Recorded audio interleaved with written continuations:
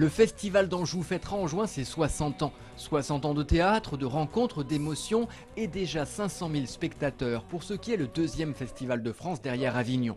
Pour ses 60 ans, nouveaux visuels et programmations concoctées par Nicolas Briançon. Du grand classique avec deux auteurs mis à l'honneur, Molière et Shakespeare, notamment la création La Nuit des Rois du dramaturge britannique. Mais aussi Les Brasseurs, père et fils, Savary et même du boulevard. Anjou, c'est un festival de plein air. Ça veut dire que faire résonner des mots pour un acteur dans un cadre de plein air, il faut que ces mots soient porteurs de beaucoup de sens et soient très forts. Pour autant, le festival ne jouera pas la commémoration. Il innove, se multiplie en 3 lieux, le Plessis-Massé, le château de Brissac et le château de la Perrière à Avrier. Prévu également des rencontres avec les comédiens après les représentations. Et tout de même une soirée anniversaire, le 22 juin. De nombreux comédiens s'approprieront des extraits de pièces, mise en scène de cette grande soirée confiée à Thierry Harcourt. Le festival, c'est festif. Il ne faut pas oublier que c'est le même mot et que c'est important qu'on fasse la fête justement avec le théâtre qui n'est que ça. Peu importe quand le texte a été écrit, si les textes sont des classiques ou pas, c'est important qu'on puisse célébrer cette idée de fête et de partage. Et puis, toujours au cœur du festival, le prix des compagnies qui permettra de récompenser une jeune compagnie pour l'originalité et la qualité de son travail. Et justement, Nicolas Briançon fait un cadeau au public en faisant revenir les Allemands de la famille Fleuze. Ils avaient enchanté l'édition 2008, ils clôtureront celle de 2009, qui, rappelons-le, se déroulera du 12 juin au 4 juillet. Si tout se déroule comme prévu, le centre de maintenance du tramway angevin sera livré en octobre prochain. L'information a été confirmée lors d'une visite organisée sur le site pour la presse locale. Ce chantier a débuté en septembre 2007 sur le plateau des Capucins, à la jonction des communes d'Angers et Avrier. Ce centre s'étend sur un total de 6 hectares et comprend plusieurs bâtiments qui accueilleront les rames de tramway, les ateliers pour leur entretien, ainsi que des bus de la Cotra. Quelques rails de tramway ont déjà été posés sur place. Le coût global de ce centre de maintenance avoisine les 22 millions d'euros hors taxes.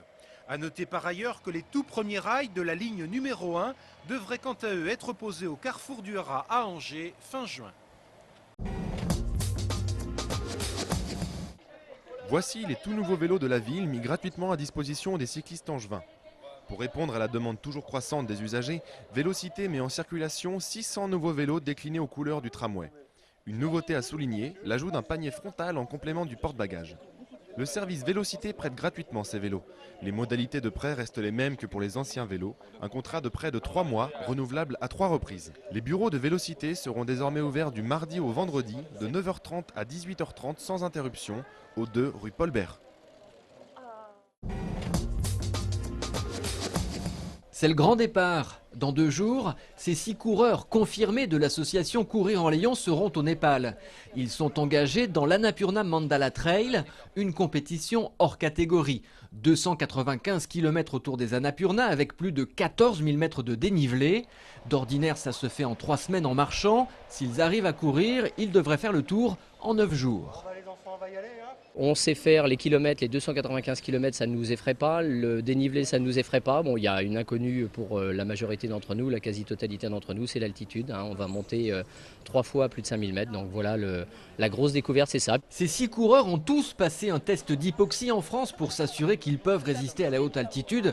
Ça se vérifiera sur place. Avant cela, gros entraînement, mais pas toujours adapté quand on habite dans le Léon. On a trouvé un terril dans la région de Châteaubriand qui nous a permis de faire un après-midi de montée-descente, mais c'était plus pour le fun qu'autre chose, quoi. Dernières embrassades et début de l'aventure. Ils ont embarqué cet après-midi pour Paris dans le TGV Lille-Flandre. Après, le plat pays laissera place au plus haut sommet du monde.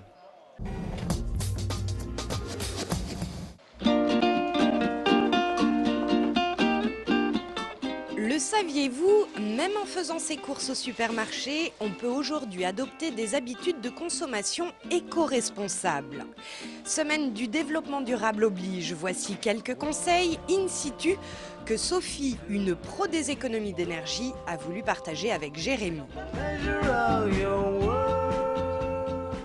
Pour acheter responsable, ce qu'il faut de toute manière, c'est se poser la bonne question. d'où viennent les produits, comment ils sont transportés, comment ils sont vendus aux consommateurs et surtout comment ils sont recyclés par la suite, s'ils sont recyclés. Prenons tout de suite un exemple concret au rayon des fruits et légumes. Il faut y privilégier les produits de saison et les produits locaux, ceux qui auront généré le moins de gaz à effet de serre lors de leur transport et aussi les plus abordables.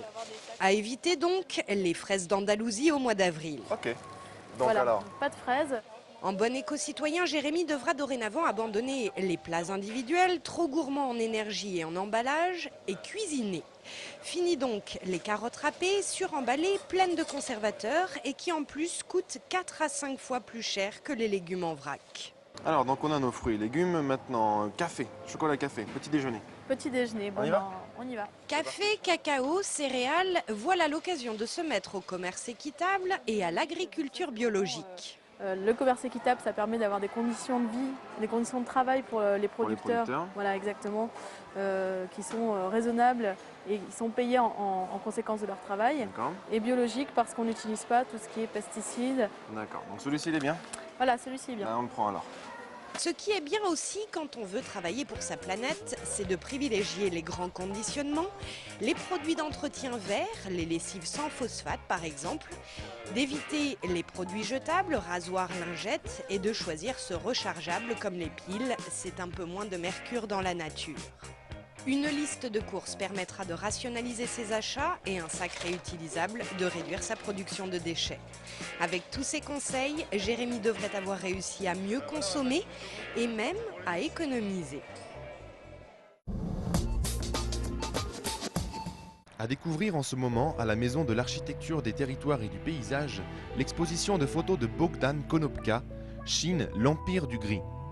Le photographe polonais est tombé amoureux de la Chine dès sa première visite dans ce pays. C'était en 2003. Depuis, il y a enchaîné les séjours et son exposition regroupe les meilleurs de ses clichés.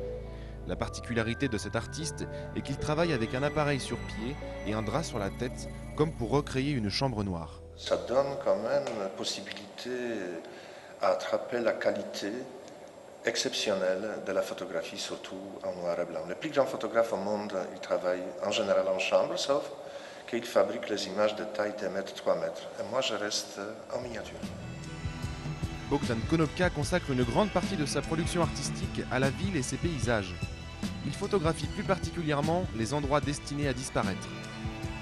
Cette exposition est à découvrir à la Maison de l'Architecture des Territoires et du Paysage jusqu'au 10 mai.